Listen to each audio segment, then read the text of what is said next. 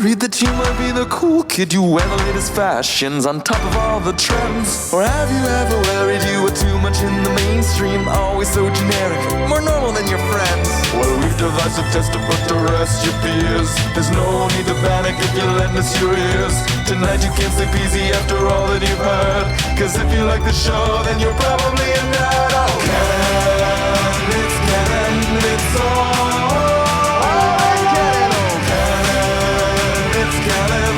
Tyler, Phil, and Boris. Oh, Canon, it's Canon, it's all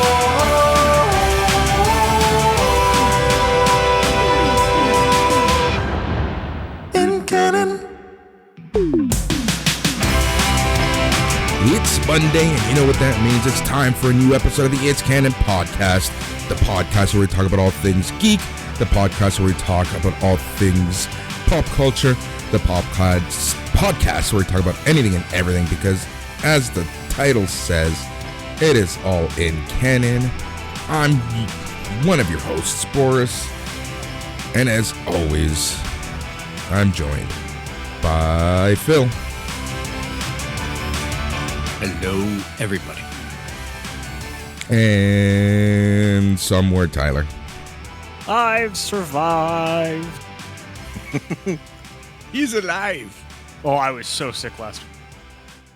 Yeah? Feeling better? Yes. Good. That's very good. That's all one can ask for. Yeah. Yeah. As you can We've see, been comparing notes all afternoon. Yeah. As you can see, Yeah. we're checked out. We're in holiday mode. That's it. Man, so I was called back into work for a couple emergencies. There's a major vulnerability going around, which is why you shouldn't use outdated technology, kids. It's just been a freaking headache. Angry customers who don't really understand what they have installed. So it's just been a very, very fun couple days. Also had another customer basically say, well, we're re-evaluating our tools, including you. So you need to give us a demo in the next couple days to prove you're still, whatever. And it's like, you said you just wanted a quick demo of the latest version because, that's typically what we do before we upgrade them. So it's like, first off, you misled me. Even after I told you, we're close to wrapping things up. Like, the amount of out of offices now, it's just crazy. And then they're like, we'll just talk about the roadmap. I'm like, okay. And it's like, next thing I see is like VP being invited. I'm like, you pieces of shit. So, I mean, this just sounds to me, and getting me riled up right away. This is the exact kind of bullshit you see all the time from these companies, right? Yeah. Of like, this is a bunch of people who are just trying to justify their ongoing existence. Yes. This is not good for anyone. Like, they're not getting good work from you. No. They are wasting. And that's, I called the customer, the person, and I'm like, look, it's going to be a shitty presentation. This isn't even going to be up to par for me. I don't even have software installed on my computer right now. I have to bring in someone to do the demo for you, which is kind of bullshit to begin with, right? And it's just like, now we're dealing with vulnerability. So half the product team is busy. It's just like, any way we can move this. It's like, just no. It's like, and this is the issue, right? This is corporate America, just thinking that they're the biggest, baddest companies and they can essentially boss any vendor around. And it's just like, well, you reap what you sow, right? Yeah, it's not like there's any sort of series of examples from this past year of companies proving that they don't know what the fuck they're doing. Yeah. And it's funny because anyways. But yeah, it's just like absolutely freaking crazy. And then, it's been, and then with this vulnerability right now, it's we have huge companies saying, well, yeah, we're gonna have to turn our systems offline. It's like, well, number one, you don't have this thing installed, so tranquilo. It's just it's my time off, damn it. But yeah, That's been my past few days, to say the least. The funny thing is that we just did a huge hiring spree at my work in December, and we've never done that before. Yep. I was slammed all last week just trying to get stuff, and like everybody's like, well, I'm gonna go on a winter vacation, but here's my list of X, Y, and Z. I'm like, well, thank goodness someone's working. Like, I don't understand it. But it just seems like we're busy for the sake of being busy. No, we are. We 100% are. Let me tell you, the summer is typically a less busy time for us. This summer, it was just the busiest. Like, we have not stopped in 2021. It's been absolutely ridiculous. And when you think about it, it makes sense, right? Like, I deal with Fortune 500 companies. These are companies who are trying to make up for 2020. So the pressure is on everybody. And the other thing that I'm seeing is just churn. The amount of churn is unfreaking real. And the software that we make isn't necessarily, it's not Microsoft Word. You need to be trained in this, right? So when there's large levels of churn, it's going to cost you, right? So then I'm trying to do a quick jump in for the audience. Not everyone knows what churn means. Yes. Like specifically, you're talking about Staff turnover. It's just been absolutely crazy. And not just like worker bees staff. We're talking management. Like the amount of VPs that I've gone through with customers is just crazy. Not me personally, but like the customer or contact person. And it's just crazy. And, and then corporate America being corporate America, like, Phil, you working in IT, that there's always jokes about IT kind of creating positions for themselves, keeping themselves, keeping themselves meaningful by any means necessary. Well, there's a new IT department around, and that's called procurement. Well, here's the funny bit, right? Like right now, the battle that I'm fighting in a similar vein is why we get blamed for everything first. Yeah. As IT. Well, like it's human nature. Everything just comes in. The guys in IT broke it. Like, like we decided to willingly not submit paperwork or adhere to the process. No, of course not. You know what I mean? Like it's just a constant, I have to prove to them why technology didn't fail them and why their inability to work with it did. Right? Yeah. Because exactly like you talk about, we have a whole bunch of systems that we support in our environment that you need to be trained for. Yeah. And the minute you lose those people, the new people that they get don't get the training. Yep. And unfortunately, we constantly have to have the conversation that in IT, my relationship to the technology is different than your relationship. Yep. I have to maintain a server. I have to do the things that IT guys do. You guys go out and use it. So they make us the product experts, and it's not really fair. And it almost sounds like that's a little bit of what's going on with you. Because it's like, I know you're a little more sales engineer side or whatever, but it's just like everything gets laid on someone who's willing to be there. Yeah. Oh, I've like almost rage quit like 5 times in the past few days. Like it's just been absolutely unreal. But it's just like, but this is like, going back, and the reason why I'm starting the show with this is, well, I need to vent. And number 2, it goes back to the conversation that we were having a few weeks ago about the workforce, right? Like these are the pressures, and these are new pressures that have never been accounted for and aren't going to be accounted for when it comes to, compensation, when it comes to, mental health, when it comes to a lot of stuff, right? Like just the absolute pressure on my little niche side of the world is and it's not even a small little side. Like some of where I see my technology is very major stuff, but like, you know what I mean? Like it's just at the end of the day, it's just like, man, it's just crazy right now, and the pressures are getting worse and worse and worse and worse for people, and it's just like, it's like, to borrow a term from the show How I Met Your Mother, what is it? The chain, the circle of scream. What is it, Phil? That's the problem. Is their own device. They never end. It's like it's the pyramid of screaming. I mean, the circle of screaming. Yeah. I mean, the chain of screaming. Yeah, exactly. Like, and that's how it is right now, right? It's like the next person gets blamed, and the next person gets blamed, and the next person gets blamed, and it's just like at the end of the day, it's just like, and then everyone is pissed off at each other, and it just leads to very awkward conversations, especially when you're in the vendor management side. You're literally in the middle. You are hated by both sides, the vendor and your internal company, because you're just trying to, keep the lights turned on sometimes. But yeah, it's just crazy. So, anyways, yeah. Like I said, the big issue. Sorry, tagging on to that. We're all burnt out from the freaking pandemic. Mm-hmm. Like working from home, working extra hours, losing vacation days because what are you going to do? Stay at home on your vacation?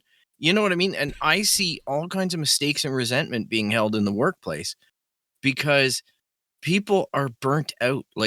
And the companies aren't restaffing or backing you up. They're just saying, you're keeping on going. Keep on going. Here's more. Right. And I think we see that in the software world as well. I think that we can tie it into many things in our show that we discuss and care about as geeks. And it sucks. And I'm pretty sure a lot of people, I would gamble 90% of people out there listening to the podcast, if not 100%, are feeling very similar to things at work right now. You know what? It's like, fun. It's funny that you bring up the pandemic, right? 1,500 plus. That's where we're at right now. 1,500 plus and almost a 6 in Ontario and almost a 6% positivity rate. That's where we're at right now.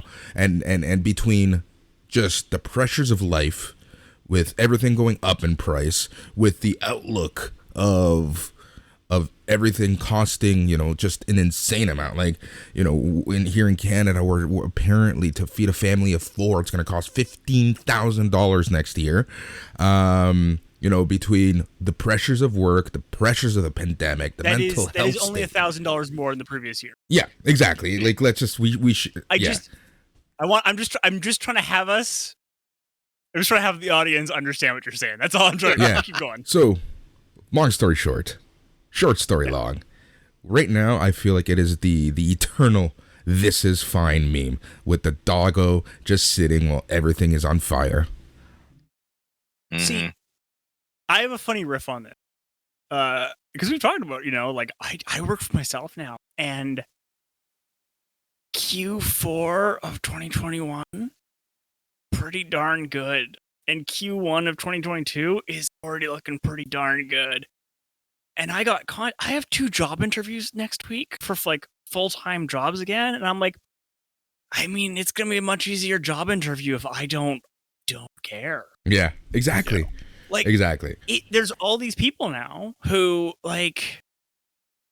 you can work for yourself and not make as much money. I 100% make less money, but also I felt like crap on Friday, so I just didn't work. Yeah. Hey, to be your own boss and to be good at it, good enough to be happy and not have to lose sleep at night.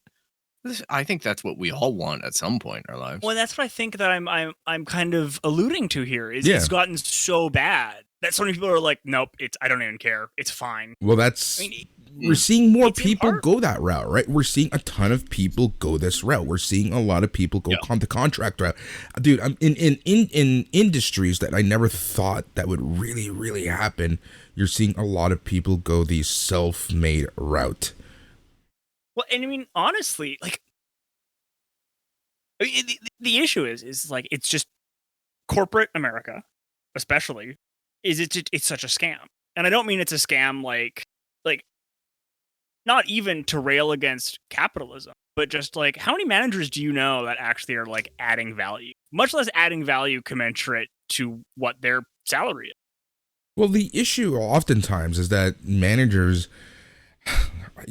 similar to procurement, similar to IT, they kind of try to justify their own existence somehow. Mm-hmm. Well, but that's exactly what I'm saying. But all right, how much this thing you're doing like if you were to take it to the shareholder and be like, look, you have, let's say, 6 VPs in this meeting. Their annual salary is whatever. Like, I almost guarantee mid 6 figures. Mm-hmm. At least. Like, so they're hourly, like this meeting alone is going to cost so much money. Yep. And these people are going to have no idea what I'm talking about. They're going to have zero context to what any of this is going to be used for. And I already know, like, they're going to suggest, why don't we use Word? Why don't we use, something so easy? And then that's going to open up a huge can of worms. In a spreadsheet. Can it be done in a spreadsheet? Exactly. They're going to... All of this is what I'm saying. None of this is value added, right? Like, that's the great claim, is that good managers and good leaders add value. And, to a degree, I can get behind that because I've worked with genuinely great leaders. Mm-hmm. But invariably, like, that only works for small teams. And as soon as you get these gigantic, gargantuan companies, like, I don't... The story that always brings me back to it is Steve Jobs versus Tim Cook, right? Because Steve Jobs is, like, sexy. It's the story of the guy who came back. Yeah. And, like, he almost ran Apple to the ground again. Like, without Tim Cook, Apple would have gone bankrupt under Steve Jobs' even time, too. It was because Tim Cook was the one who wasn't sexy and just was like, all right, no, I know the price for every single iPad. Mm-hmm. Well, I know the price for every single screw. Yeah. And I'm just gonna pay attention to details and empower the people to do stuff better. Yep. And I will say, in my environment, my manager, who actually has to run the procurement department, Boris, which is kind of funny, he's probably one of the best guys I've seen in our company in a long time. Yeah. And he actually runs the team well, and he keeps me sane, which is a difficult task. And I've got to say, I've seen poor managers in our workplace, in our environment, and I thought that I was going to be fired at any point in time. Like, I was carrying a lot of day-to-day anxiety with the poor manager. Mm-hmm. And then I got a good manager, and guess what? My productivity went through the roof, and we started solving problems instead of maintaining problems.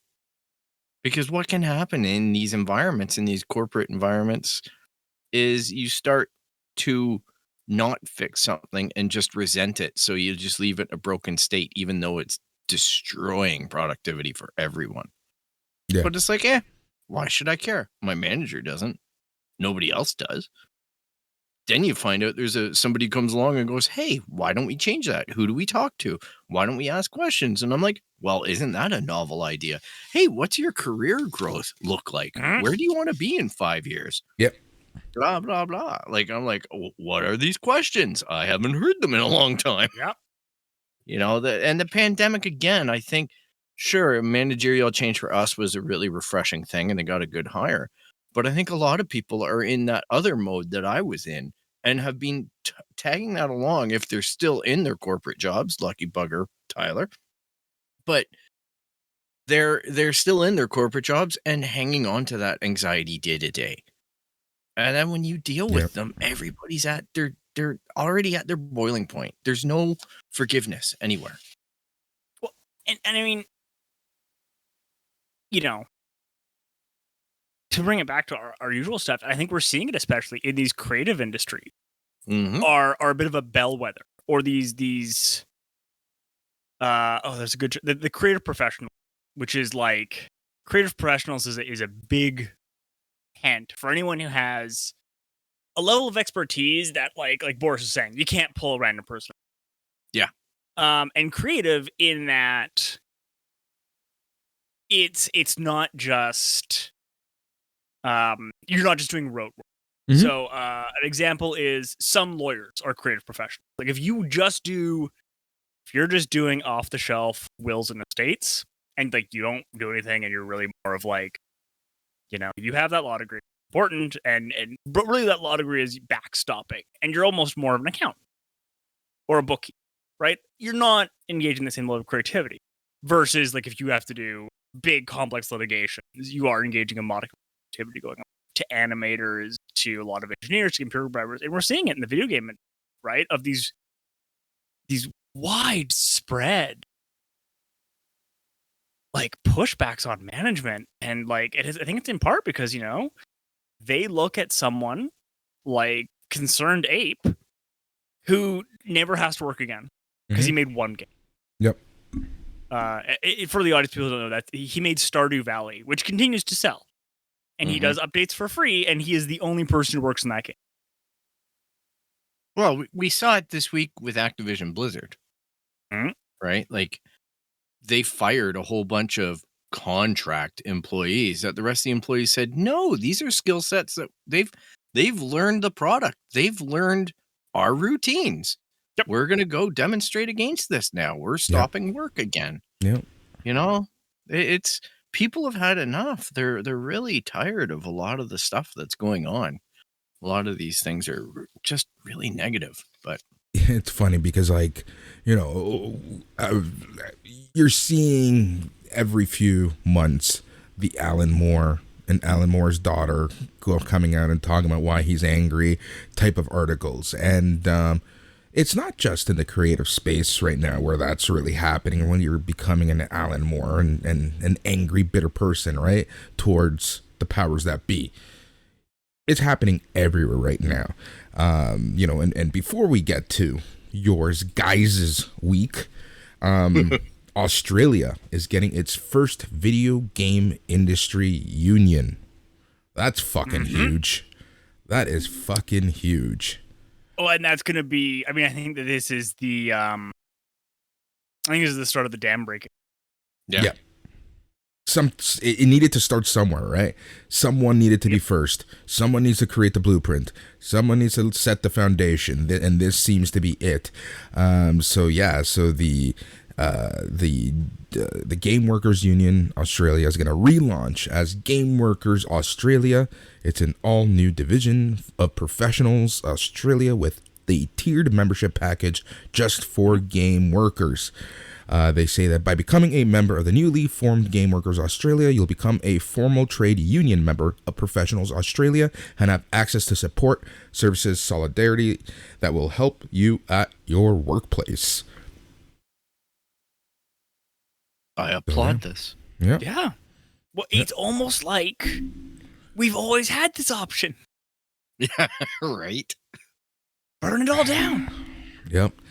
Well, now, speaking of which, this is a funny segue. This is actually a very funny segue. I got some fan mail last week. Oh, thank God. Did they call me the N-word again? No. Even better. We got called Pinko Commies. Woo! All right. Hey, Pinko Commie number 1. How's it going, Pinko Commie number 2? Yep. Because apparently, our show was just about getting people to join a union.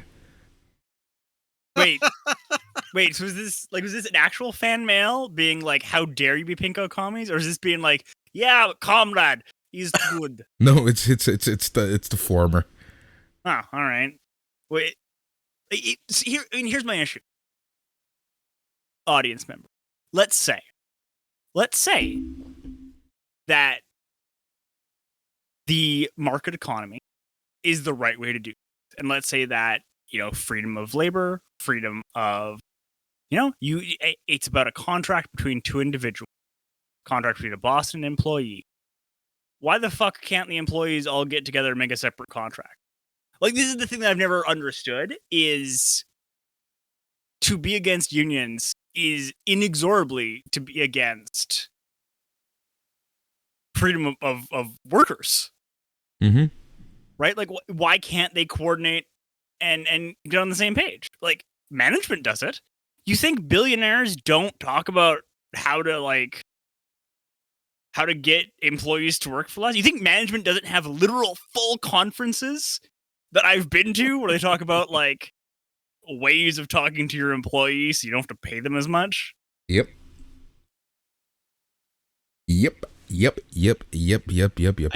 that's I just think it's funny when I would have to know more about the the actual fan mail originator person to know, how funny it is. But the thing is I just look at it and I go, most of the people that I think would listen to this show are probably regular lay people out there in the world, just living their day and maybe listening to a podcast or something.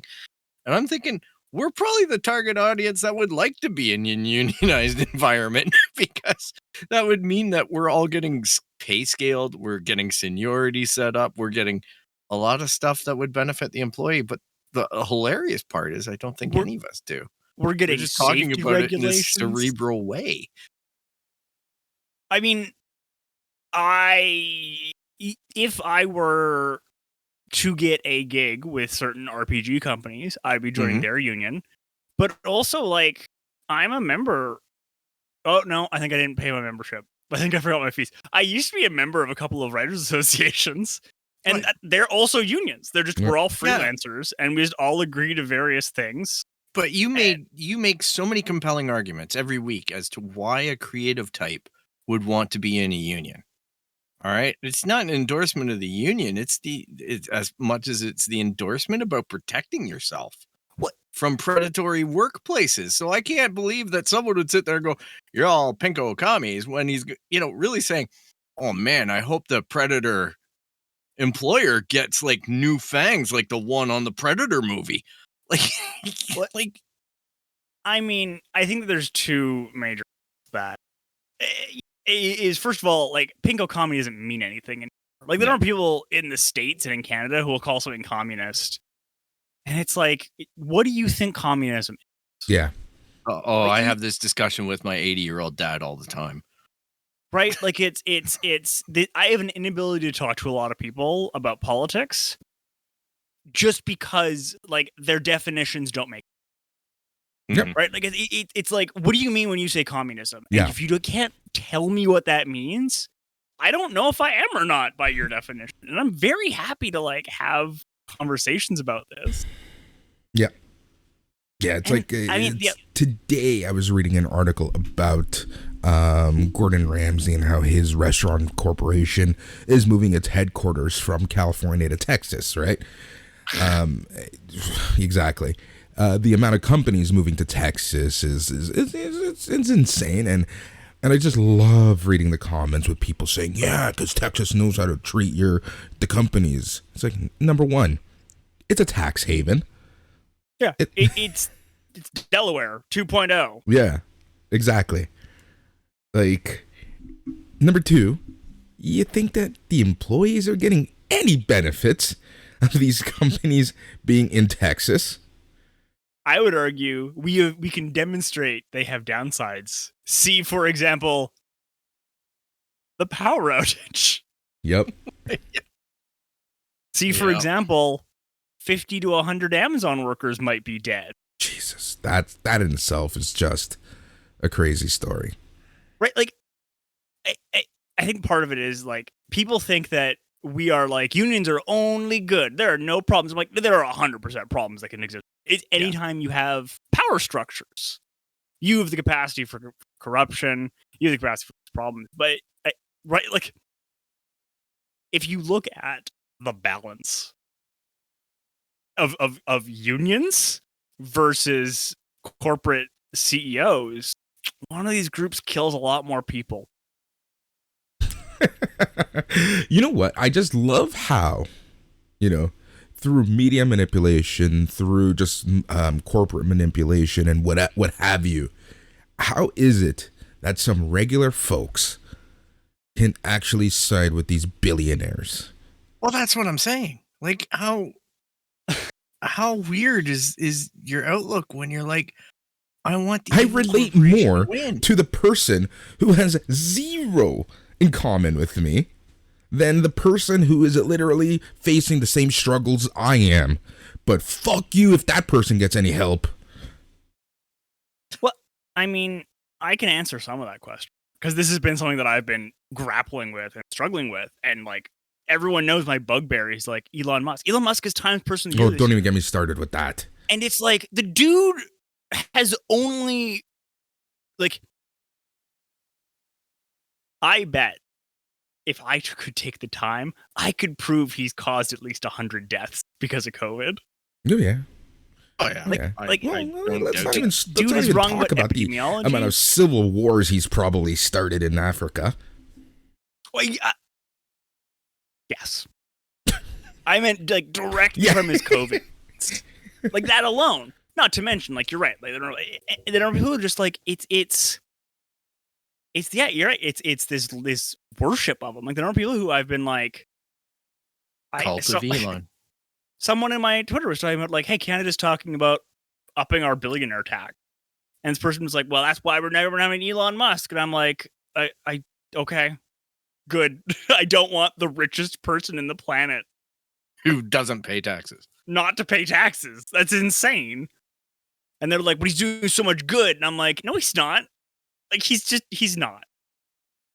But I think the other part of it is like, you know, it is the result of, and I feel like I'm getting a little tinfoil hat. We're getting a little Joe Rogan here, and I don't love it. But like, we have the documents of a number of conservatives in think tanks working on this for about 60 years now, and ensuring that we have this great man view of history, right? Of like, we care so much about Steve Jobs, but we don't care about Tim Cook. We don't care about the countless engineers that work there. Yeah. We care about Elon Musk. Don't care about the two people he bought Tesla from, because he didn't found Tesla. Or he's not an engineer to that degree. Yeah. And who's people thinking that he like, you know, he founded that company. Rockets. Yeah.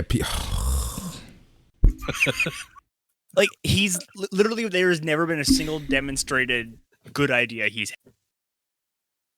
had. Depends. Well, maybe Joe Rogan should be Time Man of the Year. Fuck. I mean, Joe Rogan. Here we go. That was my dog whistle. Come on, man. So the thing is I cannot do a better critique of Joe Rogan than Tim Hediger did. Have y'all seen this? Yes, I have. I have such a good video. You need to see this, Phil. Oh my God. So as a person who I don't act it, but like I am angry all of it. Like just white hot rage deep in my gut. And I think Tim Hediger shares that with me, of just like, I think he's so angry and he's just able to turn into art, because between this and his conservative comedian bit, it's just like, oh, you're angry world and I am there for. Oh, so his latest bit is he has a video which is like very obviously making fun of Joe Rogan's podcast and podcast style, and then it's 12 hours. Wow. Yeah, but it loops after 1 hour and 1 minute. They just literally like it's a seamless edit. And because of like how meandering Joe Rogan's things are, and how he'll be like, what about this other thing?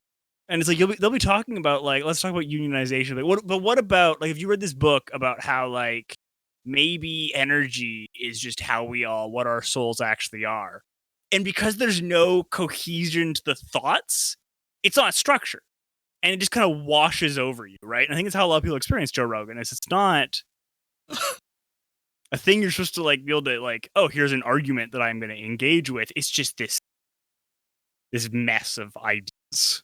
Like we're doing right now. On Friday. That's why I said we're getting too Joe Rogan-y. I did lampshade this. Speaking of which, well, what about Joe Rogan being Man of the Year? Speaking of which, on Friday I was out. Yeah. And I don't even know how this came about. A friend was asking me about like all the podcasts and how all the podcasting is going, and some random motherfucker turns around and says, "Oh, you make podcasts like Joe Rogan?" Yeah, sure. It's like Joe Rogan is now synonymous with podcasting. I'm like, no, in my mind, I would rather have podcasting synonymous with the call her daddy chick who has made millions of dollars talking about how she gives head. Yeah. Good for her. Yeah, fantastic for her. I'm power to her. She's actually hilarious. Yeah.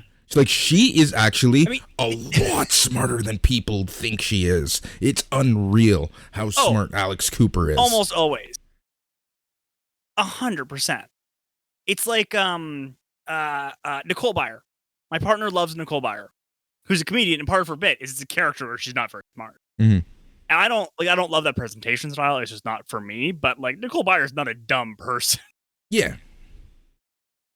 Yeah. It's kind of like Nikki Glaser, right? With her matter of fact type of presentation to everything, including her podcast. But Phil, this is the world we live in, guys, where people think if you have a podcast, you're trying to be like Joe Rogan. Like, no. Number one, it was I Kevin can understand Smith. that to a degree. You know, like in the sense that Joe Rogan made all those headlines when he signed with Spotify, the exclusive, right? And whatnot. And then people were like, oh, that's the money you want, man. That's Rogan money. Have you seen the contract that Pat McAfee just recently signed for his podcast? No. Pat McAfee, former kicker, a fucking kicker in the NFL, now a part-time commentator at WWE, has signed a 7-figure deal for his podcast because of some betting thing or something or other. I don't have the details exactly, and I'm not going to look them up. It's not important. Point is, I think he's making $30 million a year on his podcast, and fucking power to him. Yeah, well, I'll bet he doesn't tell people to drink horse tranquilizer or dewormer. I tuned Joe Rogan out completely after that. Like after all that COVID stuff. I was that we've been recording. Oh no, we've been recording for 40 minutes already. I know. That's why I keep on looking over, going, "Yeah, we're Joe Roganing this show." This is just the Joe. Oh my Rogan god, episode. this is the Its Canon Podcast Experience. Yeah, there you go. Fuck, it is. See, listeners, this is what happens right before Christmas. We lose our shit. This is 2 years. This is 2 years straight. Speaking of then which, these fuckers, these are their favorite episodes. Yeah, this one will okay, rock. number one, don't call our listeners fuckers. They called me a pinko commie, and I've been called the N-word by our listeners. You can send all hate I mail have gotten to show at itscanonpodcast.com. That's show at itscanonpodcast.com. We need to talk about who won that goddamn definition contest. That's what I was doing when I saw this email. Oh, it just threw you off? Completely threw me off.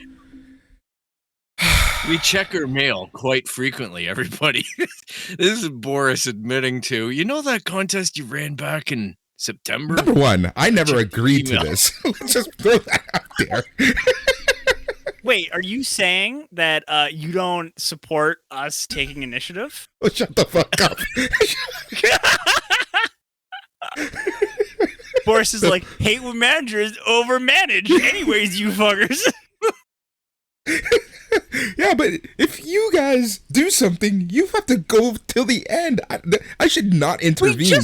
We just need access to the email. You could have used your own email. But I don't want them to have my email address. That's why we have a show email. Both of you have an email address. I want the hate mail I get to be organized into stuff about my writing, stuff about my podcasting, or stuff about me being an asshole on the internet. Tyler at itscanonpodcast.com. You can send all hate mail to Tyler at itscanonpodcast.com because that is in real email address that exists. Also, Phil at itscanonpodcast.com exists, you dumb fuckers. You have to send us screenshots of the setup again. I never got it. Yeah, okay, he has a point. We're going to ask Boris. I was never told this email existed. We're going to have to ask Boris 13 times to reset the password as well to have Boris never do it. Oh, man. labor Oh, Boris, unrest. you could have used your own email, and I'm like, I'm not using my writing email for that. Oh, My man. lord. Oh, my lord. That's My where I lord. get yelled at about other stuff. God, I gotta keep the We people just yelling at needed me Tyler separate. to feel like the management stress that we all have this time of year. Tyler's like, I quit everything. I just work at It's home fine. and eat Don't do berries." shit. Yeah. Look, I smoked 14 pounds of bacon this weekend. It's fantastic. Not a euphemism, listeners. Oh No. my god! I thought it was going to be 14 pounds of weed. I'm like, how are you alive? I think.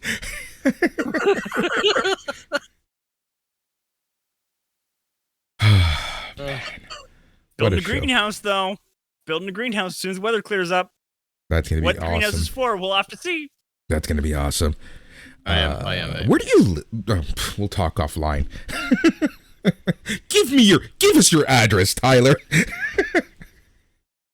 On air. No. Secondly, I will give a clue of, because I think we'll all get a kick out of this, and this is the right level of energy for this episode, of when we were looking at buying this house, we looked at like, all right, worst case scenario, global warming. Where is the water level? And the water level still doesn't reach our house, and that is very important when you live near the coast. Yep. Mhm. Yeah, Yep. it's phenomenal. It's like, yeah. So we were at like the top of a hill, and it's phenomenal because it's like, yeah. Worst case scenario, global warming. Main highway is gone. Downtown is gone. Your house is fine. The back road is fine. You can still make it to Halifax, to the airport, and the water. Tyler's Go Bags are brought to us by Tyler's Go Bags this week.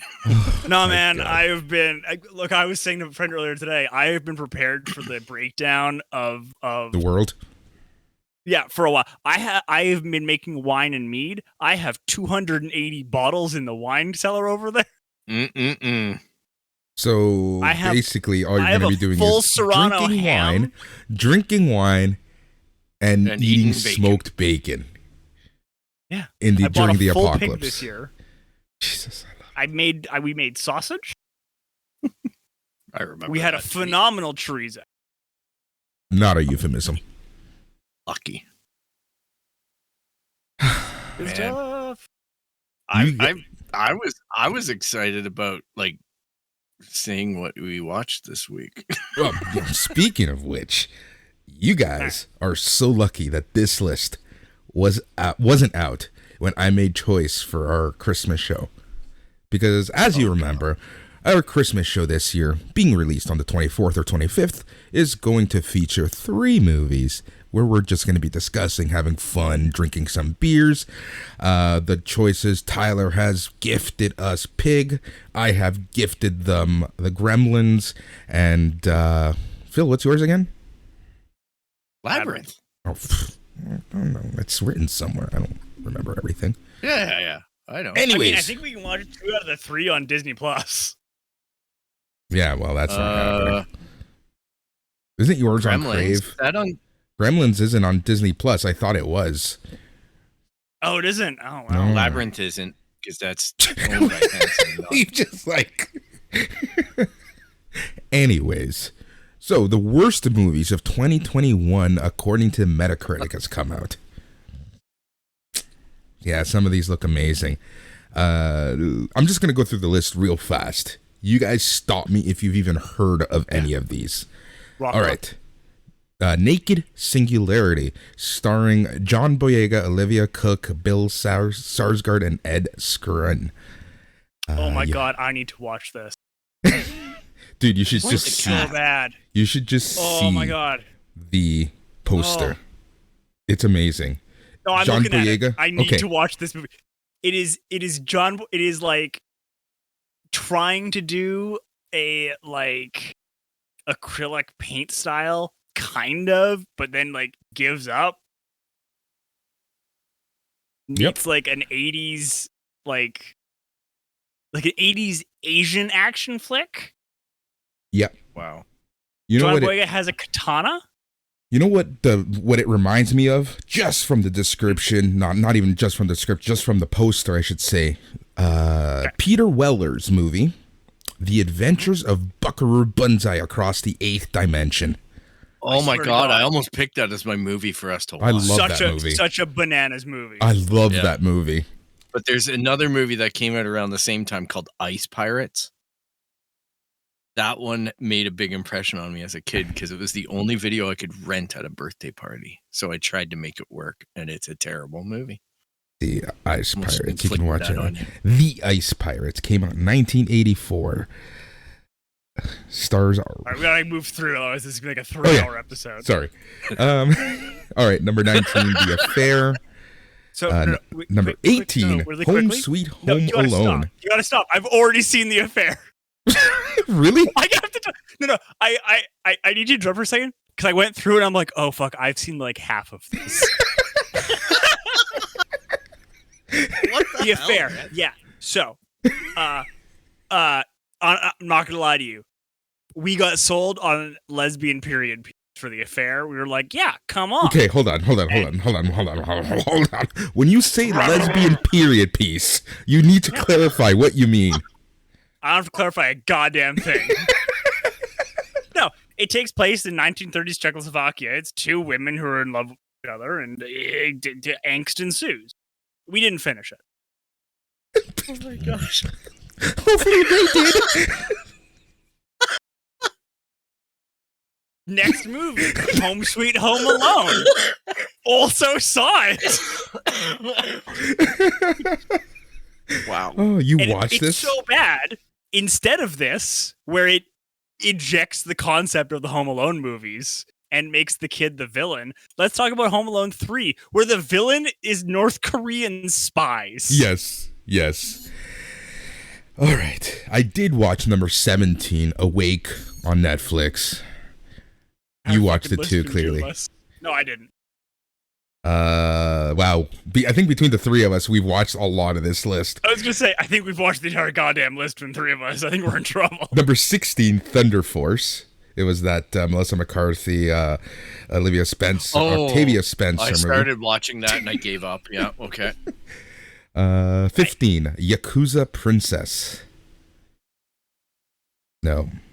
I'd watch it just based off the title. 14, The Hitman's Wife's Bodyguard. I watched it. I will say I went in knowing this was an atrocious movie. The first one's like, I will put on bad movies while I write. Like for noise. Mm-hmm.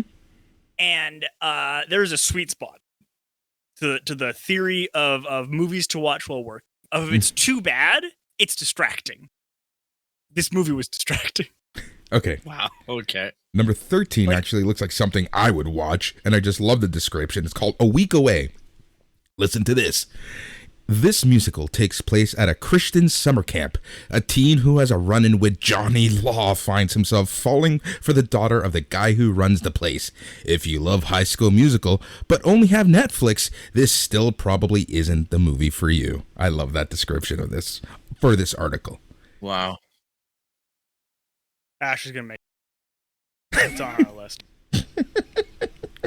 To be fair, we're not going to be watching it sober, but we're going to watch that. Number 12, The Starling. Number 11, I think we all watched this. The Reckoning. Number 10, Diana, the Musical. Oh, God. Number 9, Infinite, with Mark Wahlberg and Chiwetel Ejiofor. This is So, why does Chiwetel Ejiofor owe a bunch of money to people? Because he will do just anything. Yeah, he's going the Nick Cage route. Him and what's his face? Anthony Mackie. Yeah, Anthony Mackie. My understanding was Anthony Mackie. Number 8, Blythe Spirit. True Love Never Dies. Number 7. Okay, go ahead. Okay. Yes? This? No, we need to talk about this movie briefly because this movie's bananas. Because, yeah, it's just a man who's haunted by his ex-wife. We watched it starring Dan Stevens and Dame Judi Dench. And like they're good actors. And it's just a bad movie. It just sounds like The Witches of Eastwick to me. No, it's trying to do a different kind of comedy. Yeah. Number 7, The Misfits, with Pierce Brosnan, Tim Roth, Nick Cannon. Number 6, breaking news in Yuba County. Started it, couldn't finish it. Number 5, American Skin. I watched this. Again, this film tackles very serious issues in America. Justice is finally on trial. Critics found it to be overly preachy and at times manipulative. Interesting take. Number 4, Midnight in the Switchgrass, starring Megan Fox, Bruce Willis, and Emile Hirsch. I'm not shocked Bruce Willis is on a movie on this Bruce list. Willis does not like. So Bruce Willis famously doesn't. Yeah. Famously maybe he's on set. Yeah. This movie allegedly takes place over the course of 4 or 5 days. He doesn't even. It's just the same outfit. Oh, that's amazing. Oh. Megan Fox. He's just everything's a mess. Everything's a mess. It tries to be about sex crime and stuff, and it doesn't know what it wants itself. Yeah. Number 3, The Virtuoso, starring Anthony Hopkins. Ugh. Number 2, Music, a film by Sia. And the worst movie of the year, according to Metacritic, with a score of 22 with 14 reviews, Vanquish, starring Morgan Freeman and Ruby Rose. Oh. Well, I'm glad to say that I've probably only watched 1 or 2 of those. So we need to read the quick plot of Vanquish. Ruby Rose stars as a mother with a dark past who worked as a Russian drug courier. However, a retired cop takes her daughter hostage and forces the mother to take out violent gangsters. Right. Sounds really dug into something. Yeah. Woof. Woof. All I can say. Yeah. To say the least. Anyways. Oof. Phil, how are you? How's everything going? Yeah, good. Stomach flu this afternoon. Seems to be recovered. But one show that, guys, I've been meaning to bring up that I'm watching it. I always forget it on my list. And I'm religiously watching it every Sunday right now. And that is a animated show called Blade Runner Black Lotus. Oh, yeah. Oh, shit, that's out now, isn't it? Yeah. Yeah, Yep, it's coming out. It comes out weekly. I bought the season on Google. So it just pops up in my YouTube every Sunday. And it's I gotta say, I like it. But I like the Blade Runner universe, and I like that they're trying to tell a story. Have you read the comics? No. They're better than they have any right to be, but they're also written by the same guy who wrote 2049. Oh, okay. Well, this one's taking place, from what I can tell, between the regular Blade Runner and 2049. So it's already introduced one of the characters that I thought was an interesting, quirky character in 2049. I remember the guy that looked at the wooden horse. He's kind of one of the main protagonists in this doc. The comics, some are before even the first Blade Runner, and some are between the. Interesting. They're quite good.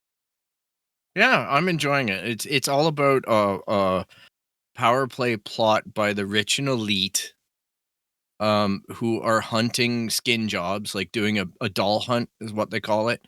Ooh. And they hunt down female replicants that are programmed to not fight against humans. And this girl, Black Lotus, very early on, she figures out that she's a replicant, and she's able to fight back. So she's taking it upon herself to uncover this evil enterprise that's exploiting. Sounds like Ghost in the Shell. A little bit, man. That's kind of what it reminds me of. A little bit. Wait, yeah. A show that took its inspiration from a show, and they're similar to each other? Mm-hmm. Shut the fuck up, Tyler. Imagine that. And that is, it is one of my favorite animes, as you guys all know. Yeah. I love Ghost in the Shell, but yeah, it gives me that vibe, and it's something new. So it's even animated like one of the Ghost in the Shell sequels. I like it. I've seen just one episode so far. Yeah. Yeah, it takes a while. They're landing 20-minute episodes each week. So they're obviously taking in commercials and stuff. So it takes a while to get a cartoon, establish the universe, and actually get into the storytelling. So I think we're 6 episodes in right now.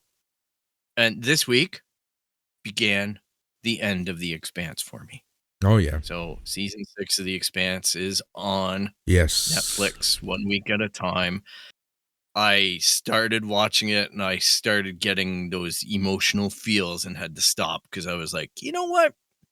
It's going to be tough. 6 episodes, season 6. And I think there's going to be tears. But first episode was okay.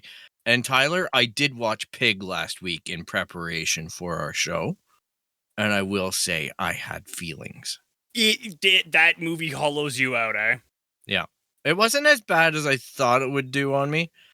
But man, I'm looking forward to your analysis of it because I went way deeper into my own feelings about certain things than I thought I should, and it definitely ruined a day on my weekend because of a dream I had. And then I had to deal with the repercussions, and then I just now realized that dream was because of that movie. So, that's thanks. Fair. Sticking on The Expanse, the last book of the series also came out last week. I think it was 2 weeks ago. November. Yeah, so that'd be 2 weeks. It was the 30th. Yeah, so almost exactly. And that had an ending. Yeah. That was, I don't know what they're doing in the TV show to end it. Like, I'm behind in the TV show. But this ended. This ended. Well, I think and I'm catching up on the books. I believe season 6 is actually book 6 of the 9 books because the last 3 books have a big time jump. Yeah. So it's like 40 years. Yeah. So like they don't want to go there with the actors and trying to draw that plot line close, but I'm sure you're going to see it reprised at some point. And the last 3 books become 3 seasons. They also do talk about how, like, you know, it is a part of that series that, like, technology is getting better, so people are aging a lot. Right. Because technically, like, I mean, the show is also time compressed. The first 3, because I think the first 3 books are actually like a 15-year. Right. Yeah. It's something like that. Yeah. Anything else, Phil? You want to report on, talk about, chat? You know what? I watched another cartoon, another anime. Oh, you know what I did? I watched Arcane. I watched I watched the first episode, an hour long, and I look forward to watching more. I just, was just like, okay, my eyeballs had a lot of battles last week with what was trying to get in front of them. But the one thing that stood out to me that links to The Expanse is the woman who plays Avasarala in The Expanse voices a character in Arcane. Yep. And I thought, that's bloody brilliant. Like what a unique, distinct voice that is. And it went well with the animation and everything. I was really, I appreciated that. I was just like, good for her. Yeah. So what I watched. That was about it for me, and Halo Infinite. Oh my God. Yes. We're going to talk about the Game Awards in a little bit. What I do want to bring up is I think I have a new favorite show, at least for now. Oh. Yeah. You guys would probably guess what it is. It came out last Friday. HBO Max and Crave. No, nothing. No. And just like that, the new Sex and the City. Oh, yeah. It's fucking good. It's fucking good. They've done well. I feel like I could turn this into a E-Now talk or something like that, but with the breadth of scope that we've covered. But what really bothered me about that whole Sex and the City sequel was apparently Mr. Big dies in the episode instantly. Because what's that? Like instantly. Yeah. Yeah, he rides his Peloton bike and dies, and Peloton shares dropped 11.5% the next day. So much so they had to film a commercial with the actor in under 48 hours as a PR thing. And Ryan Reynolds. Yep. And another one with Ryan Reynolds. Yep. Yeah, they hired Ryan Reynolds' PR firm to record a commercial with Mr. Big to prove that he's alive. But they also got an actual doctor to issue a comment on his passing. And the doctor had to illustrate the fact that he was smoking cigars and drinking cocktails and leading a very dangerous lifestyle and not consulting a doctor before getting onto a big routine on the cycle. So basically, my takeaway from all of that is I should stay away from a Peloton. But this is the thing. I don't know how people equate what happened in a show to an 11% stock decrease. That's the same happened. The same happened with what are those crock pots called? That was a pressure cooker, wasn't it? No. Instant Pot. No, not Instant Pot. It's Tesla stocks. Every time Elon fucking talks, Dogecoin. It doesn't matter. One of those crock pot companies, when This Is Us showed how the father died because of a malfunctioned crock pot. Is that actually? I swear to fucking God. Yes, this is the worst fucking timeline. Legit. The company had to issue a statement. It was a thing that happened a few years ago. Oh, God. Have either of you watched Hitmonkey? Hitmonkey. I just bought my little nephew some Lego. It's a Marvel show. Yeah. Starring Jason Sudeikis and George Takei.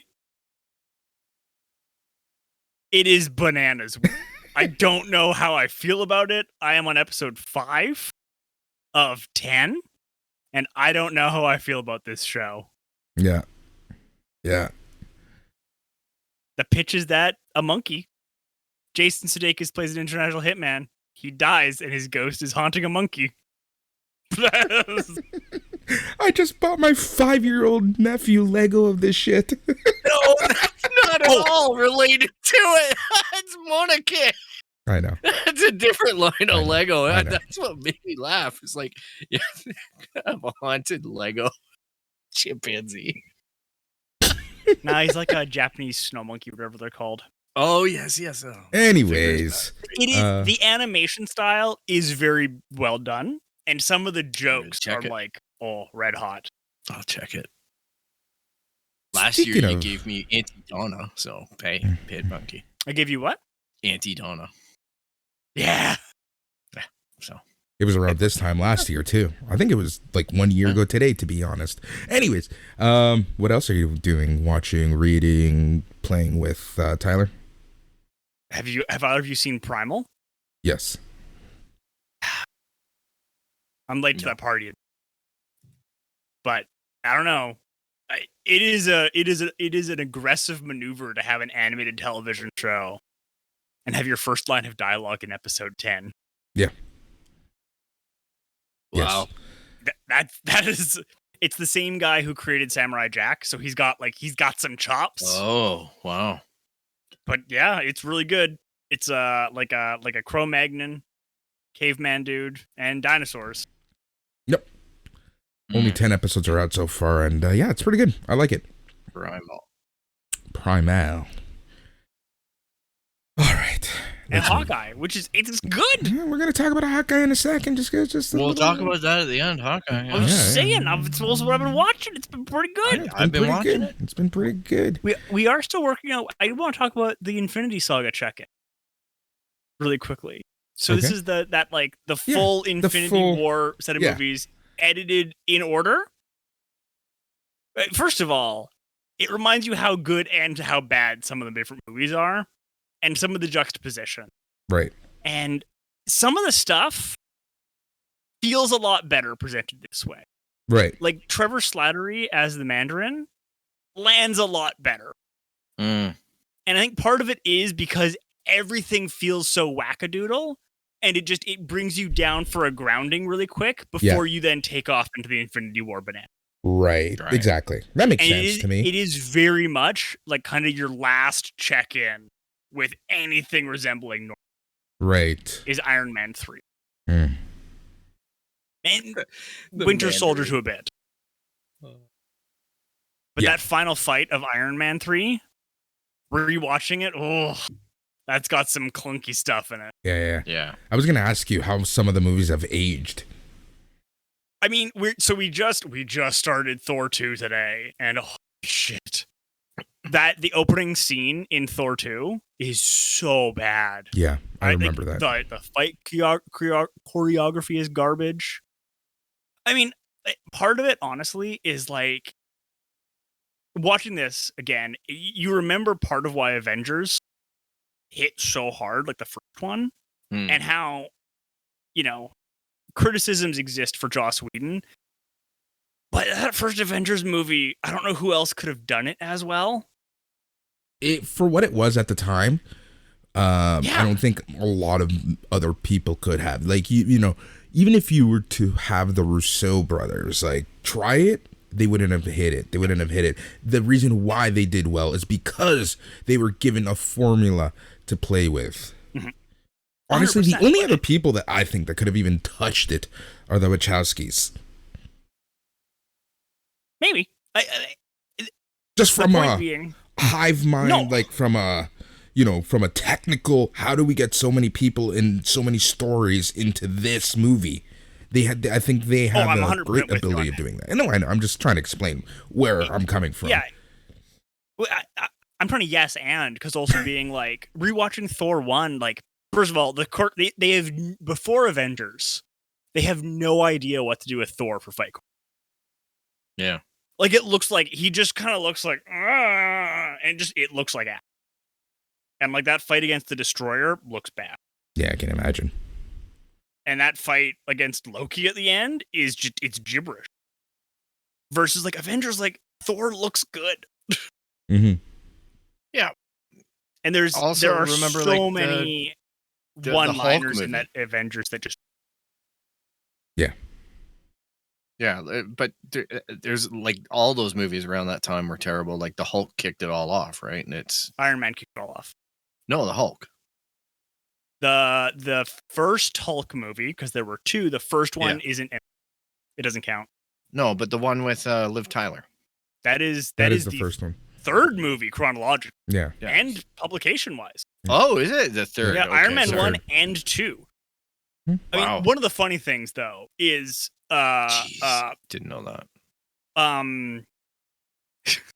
A thing that lands extra good in this version is also how much that 1 week is insane in the Marvel universe, because within their own chronology, the Edward Norton Liv Tyler Hulk movie, Cap waking up, Thor 1 and Iron Man 2 are like a Monday through the following Wednesday spell. Wow. Right? Like it's like Iron Man 2 is like the Wednesday through Saturday, and Hulk is like the Monday through Wednesday. And crazy. Thor is like the Tuesday through. It's so weird, and you're jumping around a lot, and the person has a lot of good edits, because you'll have great bits of like Edward Norton being like, wow, it's really hard trying to live this, and then like smash cuts to Tony just drunk as a skunk. You're like, oh yeah, that's about right.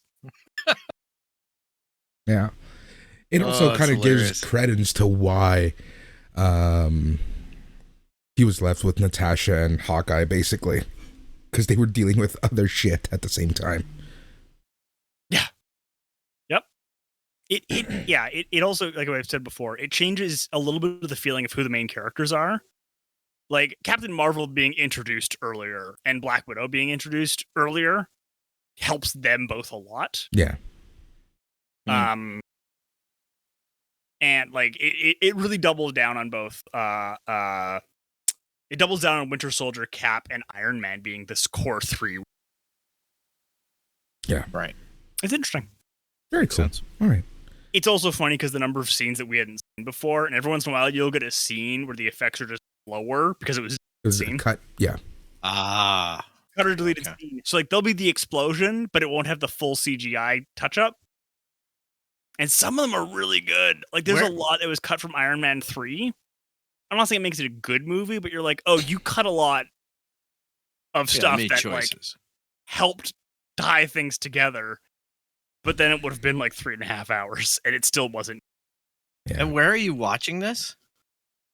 Okay, gotcha. Thing. You have to get it from certain people. For sure. Gotcha. I can send you. I was going to say, how big is it? It is. Yeah, I'm thinking how huge. 8 gigabytes. Well, that's not that bad. I think I think it's only 720. That's fine. Yeah, that's fair. Oh, you know what? Send me the name after, because I'll make sure it lands. I can't. You will not find it off of the name. Mm-hmm. Okay. It is like you need an invite to get access to the files, kind of thing. I have been in some weird places on the internet. Wow, interesting. Speaking of weird places of the internet, Spider-Man Far From No Way Home comes out this Thursday. Far From No Way Home! I'm so done with this week. And it's only Monday. It's only Monday. Oh, man. Thursday can't come soon Spider-Man enough. week. Yeah, Thursday can't come soon enough. I'm watching it on Thursday with Andrew. That's going to be a lot of fun. Nice. Yeah. Double mask. Yeah, I'm going to double a lot of stuff. The Game Awards. Game Awards was on Thursday. I don't know why I said that, guys. I'm sorry. Game Awards was on Thursday. The friction of the two of them wears them out, and you get a hole. It's not a good call. Don't do it. Lordy, Lord. Content Creator of the Year was Dream. Best indie debut was Kena Bridge of Spirits. I love how Tyler literally just got up and walks away. I don't know. It might be hitting the washroom. No, Kena, it's a good game, by the way. I was happy to see them win an award. Yep. Best action adventure, I called it, was Metroid Dread. Best action game, I said Deathloop, I think. It was Returnal. Yay, good Returnal. Game. Best VR AR went to Resident Evil 4. Innovation and accessibility went to Forza Horizon 5.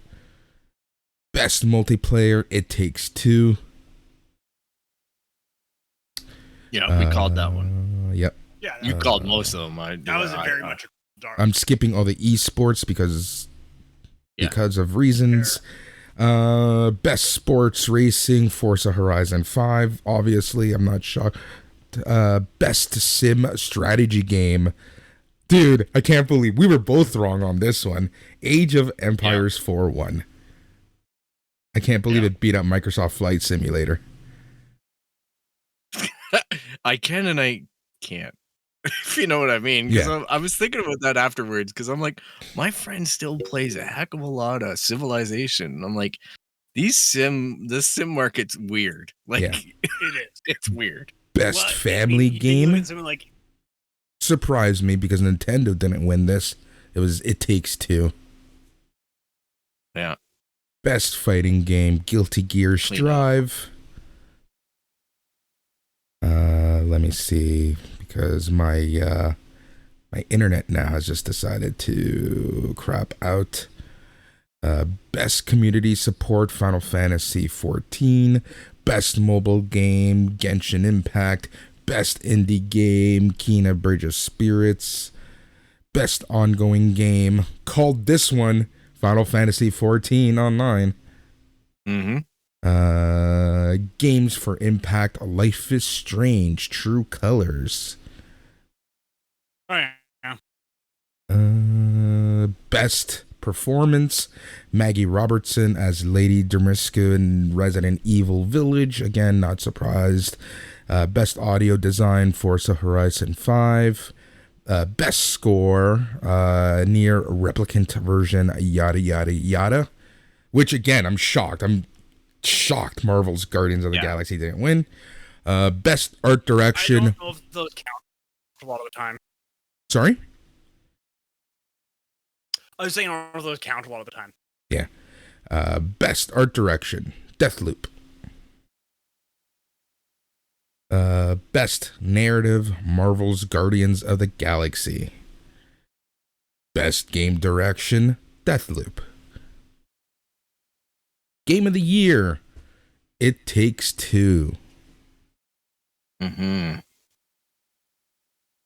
was they had a good night, To say the least. Takes Two. Yeah. I told you we watched. I watched it. I watched James play on one more astronaut on Twitch. Our friend Right. James. Yeah. He played it a lot. Yeah, he did for a little bit. It's interesting because what's that? I said he did for a little bit. Yeah, he did for a little bit. It was interesting to see how much these games were brought to you by Microsoft in particular. Mm-hmm. They seem to be doing a lot of advertising there, and a lot of good advertising, I'll say. The one thing that I commented to Boris a little bit about was I'm sure it's happened in the past, but I've never seen it so blatantly done, was giving away free game codes during the commercials. Just scrolling thousands of free game codes during the commercials was kind of nut bar and hilarious because they were, Bethesda was apologizing for basically how they operate as a company. And they're like, here's some free game codes. It's just like, it was just wild to see the humor. And, they were obviously swinging at the fences with Halo. Yeah. And all that they had to offer as a company with Game Pass and everything. So the big winner was that, and the Amazon Luna had a lot of fingerprints. Yeah, they did. Interestingly enough, this is where I'm like, what the fuck is Google thinking? This is when you invest in advertisement. This is when you get your message over. I agree. I think that was a missed opportunity by Stadia, but I go back and forth on this, whether or not they're thinking it's a viable product, but just the other day we hit our 100th game for this year. So I love you say we. You're like Venom. Well, Stadia did. Yeah, Stadia did. So I'm like, they're living up to the promises they made the community, and I'm in the community, so therefore I'm a we at that point. But I also have a we about about Halo Infinite last week and the debauchery that was its launch. Oh yeah, you're ranting about it. Yeah, ultimately overall, hey, look, I got the game and I didn't pay a cent for it, so I can't be rage man. I wasn't gonna jump on Twitter and say anything, but it was frustrating how they tell you the game's coming out. Like every other game, preload now. They even had preload buttons on Game Pass. I'm like, okay, well, I guess it's in. There's 18 gigabytes. Well, the 18 gigabytes was for the multiplayer that launched 2 weeks ago, right? So then first of all, it didn't launch at midnight. So you had to wait until 1 o'clock EST. And I go, I shrug my arms and I say, it's their product day. It's their product launch day. They can choose what time they launch it. I have to respect that. Okay. I'm really trying hard to not beat up 343 on this. And then it launches at 1 o'clock and it's a 24 gigabyte download. And you're just like, wow. So, depending on your internet speed, another couple hours before you get your hands on it and whatnot. overall, the product's pretty good. It runs pretty well. I've been playing through the first player campaign, and it definitely feels like Halo. They've got the music down right and whatnot, but it's just it's a bit underwhelming, I guess, because you wait so long for it to get here, or you complain about it or play it, or whatever people's angles are. And I'm like, okay, well, I played it the first night, and I'm like, I guess I got to pick it back up and try to play through it. It's really just Halo 1. That's all it is. It's back on the Halo. And a really straightforward storyline. Right. But Halo's back. Halo's back. Good for them. I think they now introduced that they're going to put Team Slayer in the multiplayer again. Because you release that product and you don't release the classic modes. I'm like, wow. Okay. Yeah, whatever. Good for them. Whatever floats their boat at this point, right? Like, it's, who knows? It's out. It's working. Apparently, it's atrocious on PC. Really? Mm-hmm. I would say that they did, like, the sound design, everything's a mess on PC. It's pretty bad, but it's bang on for the console. So, and on your S, it runs fine, obviously, because you're kind of streaming it, right? No, you're downloading it. You download it. Yeah. That one, I don't know if you can stream. I'm just starting to play around with the streaming on the S. It's because they only have 70 games and they're still with the beta tag. Yeah. So I'm really worried. Like, I don't want to push it too much because if I get super critical of it, it's a beta. Like, I can't do that. And you're using an S. Like, I'm using an S, but it doesn't matter if you're streaming. Hey, sorry. Look at this. Like, look at it this way. Forza Horizon 4. I play that game every week. When I played it on my Xbox, the previous version, the S model, it was literally start the game, go get a coffee. That's how long the load times were. If you went from your house onto the street, grab another coffee. Safe to say. All right, like, I'm exaggerating, but I'm not. It was a long time. I get the S version of that. Load times, 5 seconds or less. It's SSD. I'm like, holy crap. Still like that. My friend is playing Horizon 5. He has load times. I don't. Just shit works. 60 frames per second. Okay, maybe it's at 1080p, 60 frames per second. I don't freaking care. It looks good. And it feels good. So, Xbox Series S, that and Switch are the big sellers this year. Yeah. Well, those are the ones people can find, right? Yep, I get it. Well, the Switch, but yeah, I guess there's trouble with the OLED, but people are just buying the Switches, as they always do. People are going to switch it up, right? Like, all right, so let's talk about Hawkeye. So anyone who has watched Hawkeye can keep listening. If you haven't, pause, get yourself caught up, and then hit play again. We're on episode 4. Partners, am I right? I fucking love this episode. This episode had a charm to it that I absolutely adored. Tyler is nodding yes. Phil now is nodding yes. Now he's violently nodding yes. Yeah, I enjoyed it like I enjoyed the last week's episode. Yeah, good.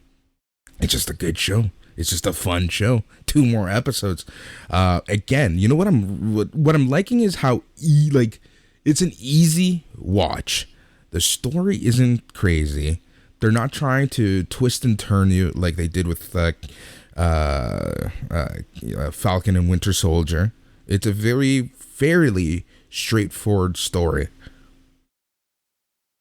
Yeah, it is, and it's explaining itself well. You don't have to be dug in at all into the Marvel universe in order to enjoy watching this. I think. All right, question for the two of you, and it's a multiple choice: A, B, or C. Who is the uncle? A, is it Kingpin? Are we going to Mephisto ourselves here? So A, is it Kingpin? B, is it Kate's dad, or C, none of the above? Tyler, what do you think? I'm pretty sure it's Kingpin. Yeah. That's where my money is. Yep, same here. It could be Mephisto. You're right. Mephisto crap, but it could be C. But I just think that it makes more sense. I think it makes more sense if it's Kingpin, because I think it's about that time that Marvel starts bringing these characters in. And secondly, with the whole Daredevil thing, I'm like, well, Kingpin. Like, so here's my thing also. This episode comes out on Wednesday, right? Which is what, the 15th, right? Mm-hmm. We're seeing a street level hero in the MCU in New York City. One has devised that this is taking place roughly the same time as the Spider-Man movie, based on the Captain America, the musical thing. Now, wouldn't it be fun, just based on timing alone, because apparently episode 5 is supposed to rock the internet. If they do reveal Kingpin, and then somehow Kingpin is in Spider-Man. That'd be very neat. That would also Marvel would be setting themselves up for the expectation that would happen as well. Like, I would very but also. No, I agree with you 100%. I don't think it'll happen. It's just like this, this is where my mind goes with just some of the, for me, Marvel doesn't do stuff randomly. Kevin Feige wouldn't announce that Charlie Cox is coming back as Daredevil while Hawkeye and speculation is mounting and mounting and mounting on Kingpin. It just won't happen just cuz. It's not this random occurrence. Yeah. But what happens if it's 101? What happens if it's a deleted scene with Spider-Man and Hawkeye in it or something, some extra at the end? Well, where what's Hawkeye's funny? And then it just leads into the Spider-Man movie, so right? The reason why I say this, and I bring this up, Tyler, is because I know you don't listen to us when you're not on. Last week, we were talking about the fact that one thing that always bothers me about any superhero collaboration, especially when you're trying to build a world, a universe, is as all of the events of Hawkeye are happening, why doesn't he just call? I know that they don't have each other's numbers per se, but where's Spider-Man throughout all this, right? Like, where's Daredevil? Where are the Defenders? Where are all these people, right? Like, this is a common thing that you kind of have to take your head out of sometimes, and I think that they might have a solution to all this. I mean, on that particular one, I think it's also worth noting, I don't think Clint has ever talked to Spider-Man. Exactly. That's why I said. I don't think he knows him. That's why I said. I don't think they have each other's numbers, because apparently people still share numbers in this universe, which I absolutely love. I mean, with Tony gone, how are they getting a hold of each other? Yeah. Natasha. Dead. She's dead. Yeah. So is it's Tony. That, or it's just or we have to go back to Nick Fury isn't on planet, so you can't just have Nick Fury just showing up in your house to invite you to events, which is how they used to do it. Yeah, which is how it used to go. I love that. Don't send a tweet. Don't send a DM. Send Nick Fury. Yeah. Yep. He's only got one eye, so he's the most mobile guy in the world. I love that. My other theory is that episode 5 is going to end with J. Jonah Jameson's alert on who is Spider-Man. Mm-hmm. That'd be fun. I just honestly think that somehow it's going to directly, somehow, through a added scene just for this connection, they're going to connect the two events. Yeah, I think that there's a high probability of that, but again, Mephisto. That's exactly it. Like, at the end of the day, this episode is pretty straightforward.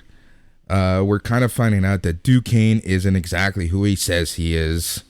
He's doing some pretty nasty stuff. They're trying to figure out what the nasty stuff is. But I guess the main story of this episode was that fucking Rolex watch. Mm-hmm. Trying to recoup that Rolex watch. And why, oh why, is Clint's wife so concerned about this Rolex watch? I was gonna do something. You're fucking checked out of this episode, and I love it. No, I'm not! I was trying to come up with a better joke. I was trying to riff for the next bit. I was trying to be like, it'll do something. Get on to the next thing. Joe Rogan's watch. I mean, look, separately, it's a nice and efficacious way of doing a, oh my god, what's the term? When you have the object that you'll get MacGuffin. Oh yeah. It's just a way to put people in the line of trouble. Introduce Natasha's sister.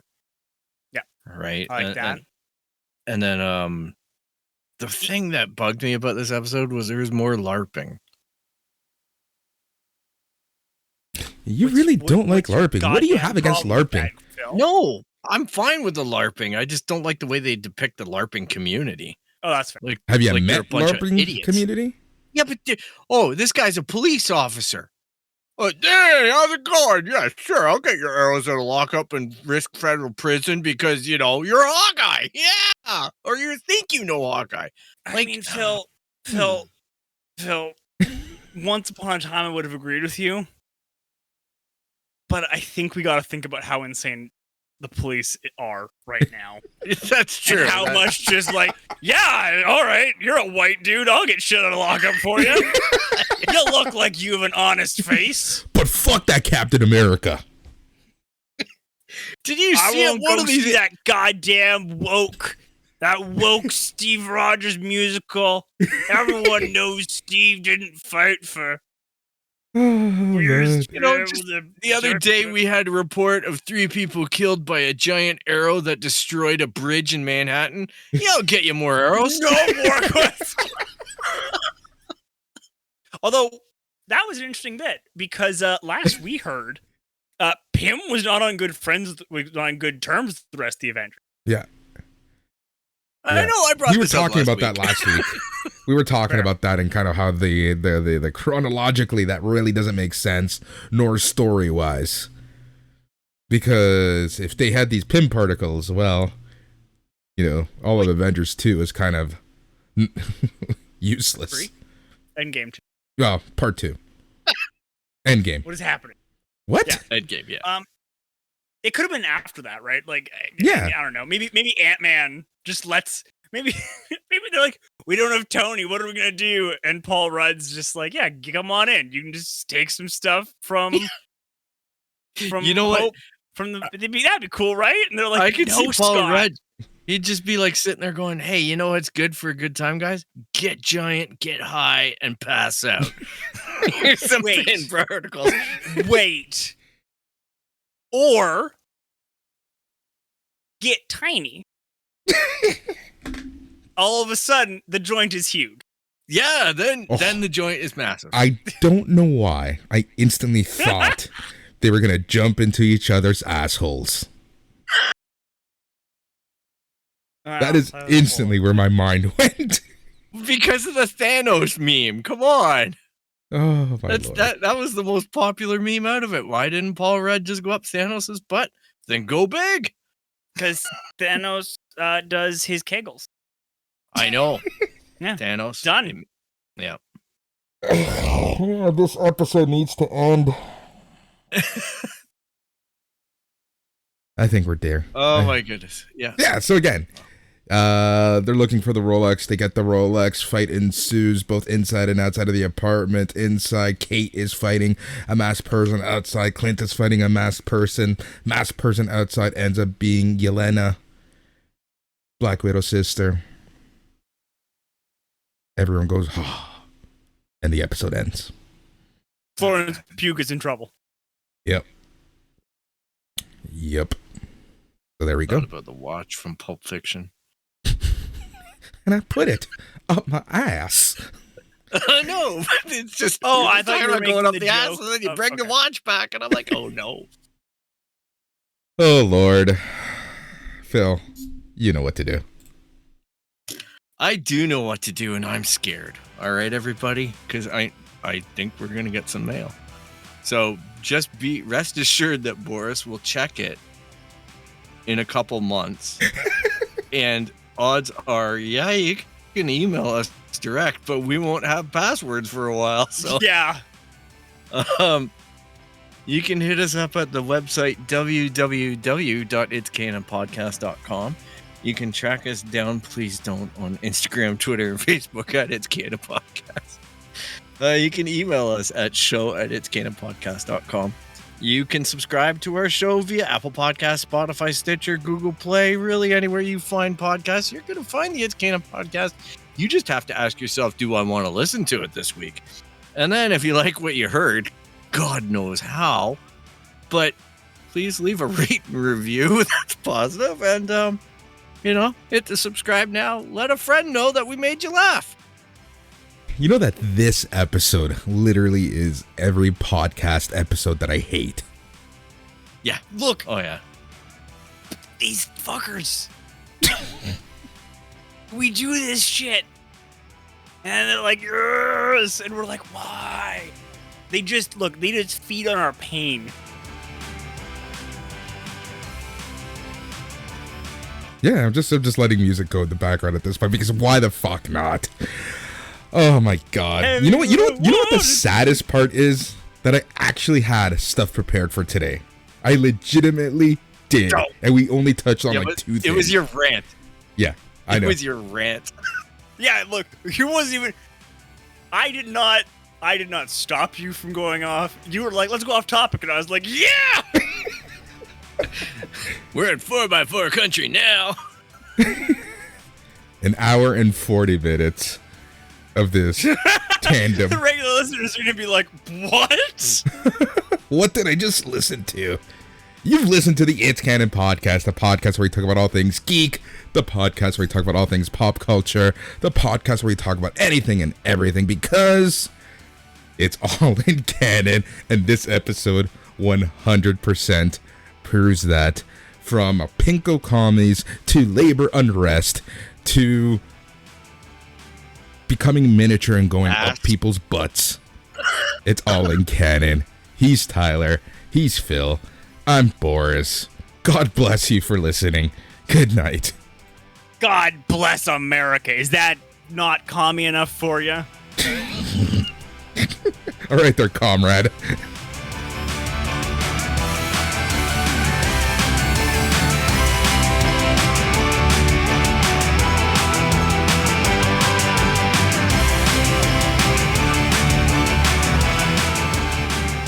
Have you ever? I think we can pinpoint when the show officially ended.